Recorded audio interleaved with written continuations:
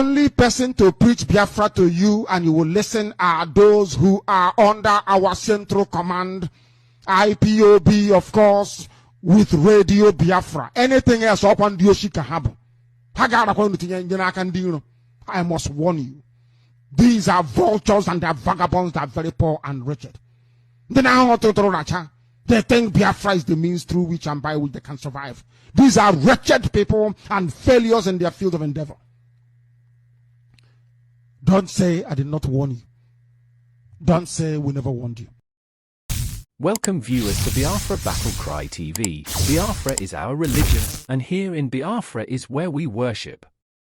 We are loyalists to the leader of the indigenous people of Biafra, Mazi Nnamdi Kanu. We should be careful and distant ourselves from Fulani double agent and commander-in-chief of gunmen in exile, behind the flag of our oppressor. Thanks for watching.